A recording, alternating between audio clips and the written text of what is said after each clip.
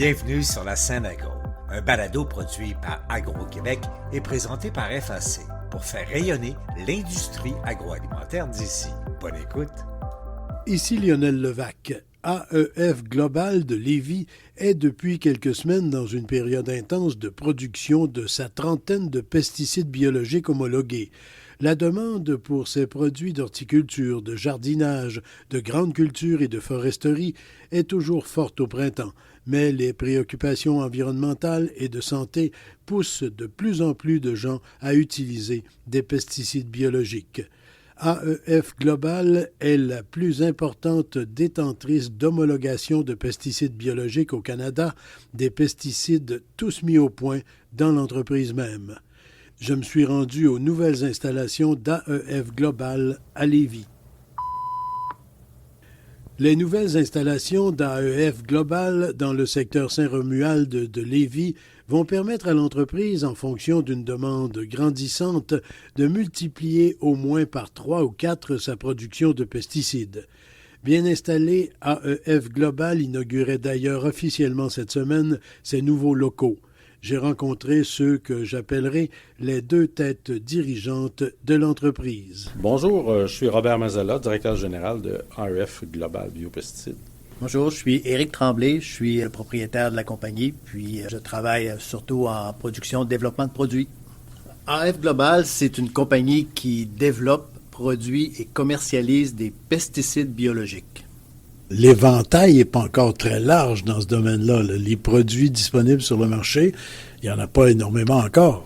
Pas encore, il y en a de plus en plus, c'est de plus en plus connu, mais on a encore beaucoup de travail à faire pour les faire se rendre jusque dans le champ des agriculteurs et les faire accepter par tout le monde. Votre gamme de produits, ça va de quoi à quoi, là? Nous avons un insecticide biologique, le BTK, contre les lépidoptères, qu'on appelle les chenilles aussi communément. Utilisé beaucoup en agriculture, aussi pour la foresterie, contre la tordeuse, les bourgeons d'épinette.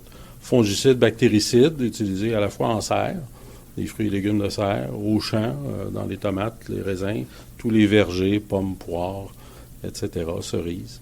Et maintenant utilisé aussi dans la production de cannabis. L'idée de départ, comment ça vous est venu et sur quoi vous vous êtes lancé là, comme projet? Là? Une histoire courte, historique. AEF Global a été créé en 1997 pour développer le BTK contre la tordeuse des bourgeons d'épinette pour la foresterie. Ils annonçaient une épidémie en foresterie autour des années 2000. AEF a commencé à développer le produit en 1997, homologuer le produit pour éventuellement le vendre, être la seule compagnie au Québec, au Canada, à avoir le produit et le vendre au gouvernement du Québec pour l'épidémie. Malheureusement, l'épidémie ne s'est pas pointée. Dans le temps 2000, il n'y avait pas d'épidémie et personne ne s'entendait sur quand l'épidémie allait revenir. Généralement, l'épidémie, depuis 200 ans, c'était assez cyclique, à tous les 25-30 ans. Mais cette fois-ci, elle n'est pas arrivée à temps. Donc, le produit était prêt, homologué, mais pas de marché. Donc, les investisseurs à l'époque étaient moins intéressés, ne sachant pas quand l'épidémie allait arriver. Donc, ce qu'on a fait, c'est 3 employés. On a repris la compagnie. On a travaillé la formulation du BTK pour l'amener en agriculture. Vu qu'il n'y avait plus de marché en foresterie, on s'est dit on va le vendre en agricole. Donc, on a changé la formulation, réhomologué le produit. Donc, c'est là que c'est parti. On a la reprise de la compagnie. Et ensuite, bonhomme à l'an, on a ajouté des produits, développé d'autres matières actives. Ça a forcé évidemment l'entreprise à s'orienter vers d'autres marchés. Alors rapidement, on a développé ces produits-là, on a ajouté des matières actives, on en a 3 aujourd'hui, qui sont vendus à travers le Canada, des maritimes jusqu'en Colombie-Britannique. Il a fallu aussi développer le réseau de commercialisation dans le secteur agricole, avec les distributeurs agricoles qui existent et qui sont toujours là. Ils sont toujours nos clients aujourd'hui. La Coop fédérée est la plus connue, évidemment, au Québec, mais en Ontario, il y en a d'autres. En Colombie-Britannique, il y en a d'autres. On a aussi développé des produits pour les centres jardins, donc pour monsieur, madame, tout le monde, qui a son petit potager à la maison. Toujours les mêmes matières actives, mais qui demandent des homologations différentes par Santé Canada. Alors, ça vient quand même assez lourd, même pour une petite entreprise, de développer 30-40 formulations différentes des mêmes matières actives pour commercialiser un peu partout. En 2016, on a décidé d'étendre la commercialisation au marché américain avec encore le BTK et d'autres homologations. Et depuis ce temps-là, on construit le même réseau maintenant aux États-Unis, mais sur un marché qui est évidemment beaucoup plus grand que le marché canadien. Les saisons sont aussi beaucoup plus longues aux États-Unis qu'ici. Et heureusement, là, actuellement, les ventes américaines dépassent même nos ventes que l'on fait au Canada. AEF Global est fier de dire qu'on est la compagnie qui détient le plus d'homologations de biopesticides au Canada. Je reviens un petit peu sur vos débuts. Vous vous étiez installé au tout début au centre... La compagnie s'est installée à Sherbrooke au début, en 1997. À l'époque, j'avais été engagé pour développer le produit. Ensuite, la compagnie, en 2003, après la restructuration, a déménagé à l'incubateur d'entreprise à Lévis, donc chez AG Biocentre. On a continué le développement de nos produits là, développé l'entreprise aussi. Et on est sorti de AG Biocentre en 2016 pour déménager dans une première usine de formulation. Qu'est-ce qui vous prédestinait là, à vous orienter dans ce domaine-là? La mission environnementale, je pense au départ, a fait le choix de dire on va commencer à faire des biopesticides le premier jour. Et depuis ce temps-là, on n'a fait que des biopesticides. On n'a jamais été tenté de s'orienter vers des produits plus conventionnels ou chimiques. Et toujours dans le secteur de la protection des cultures, plutôt que les biostimulants comme on entend aujourd'hui ou les insectes prédateurs qui sont aussi largement utilisés en serre notamment. Donc, il s'agit de garder le focus sur ce qu'on a développé au départ, ce dans quoi on pense qu'on est quand même assez bon pour être en mesure de compétitionner les géants du monde agricole là, qui sont nos compétiteurs. À l'université, j'étais en génie chimique. J'ai fait une maîtrise où j'ai développé un biofongicide, justement. Donc, j'ai toujours baigné dans ce milieu-là. Donc, à la sortie de l'université, j'ai continué à travailler avec AEF Global pour le développement du BTK.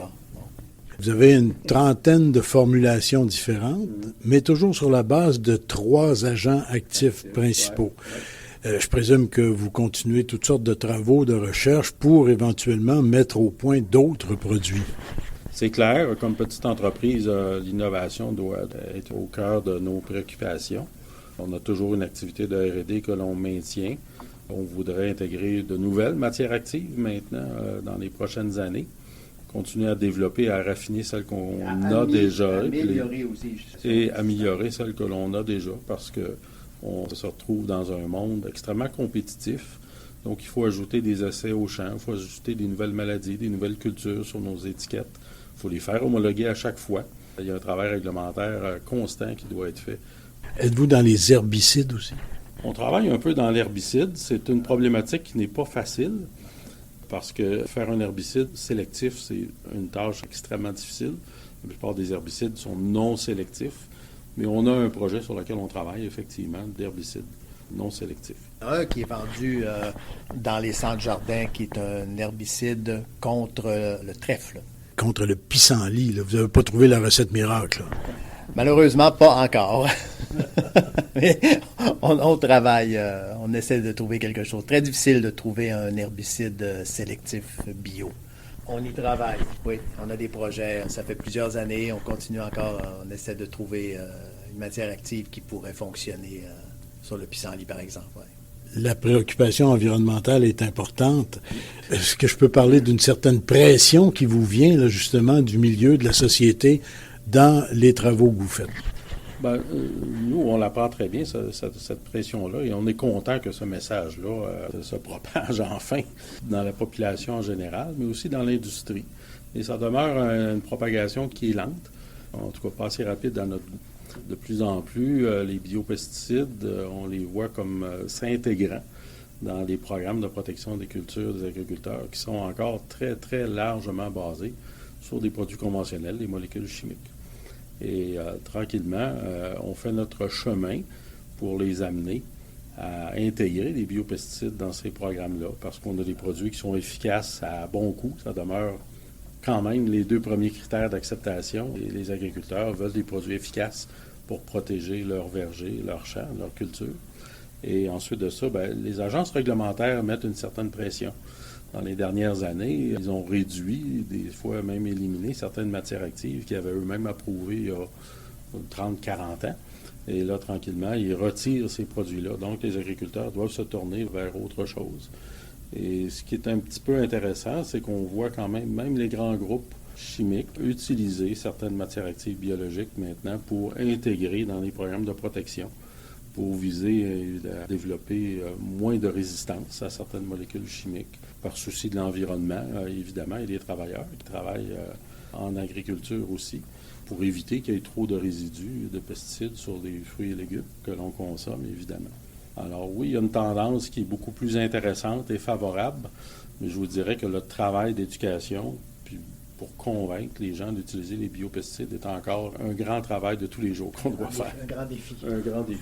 Est-ce que la recherche dans les chimies comme telle est plus facile et plus automatique que dans le secteur des biopesticides dans lequel vous êtes, où véritablement, là, c'est un champ nouveau d'expertise? Je dirais que oui, parce qu'au niveau bio, on est très limité de type de molécules qu'on peut utiliser par rapport à une compagnie chimique qui peut synthétiser n'importe quoi qui va fonctionner. Donc nous, on est très limité dans ce qu'on peut développer et choisir comme molécule. La grande différence, c'est qu'on parle de produits biologiques qui sont des produits qui sont essentiellement de contact et non pas des produits de nature systémique comme les produits chimiques. Donc, ils ont une persistance un peu moins grande. Donc, il faut travailler les formulations pour qu'il y ait une très bonne couverture pour être capable d'agir le plus efficacement et le plus rapidement possible sur des maladies. L'autre point, c'est qu'on a des produits qui ne sont pas nécessairement purs. Ce sont des extraits, soit de plantes ou de composés naturels. Donc, une efficacité qui doit être développée par la formulation, évidemment. Et là, les formulants doivent être aussi de nature biologique. Donc, ça réduit beaucoup le choix des ingrédients que l'on a quand on développe et on formule un produit. C'est le grand défi que l'on a, mais qu'on réussit à relever un à la fois, si je peux dire.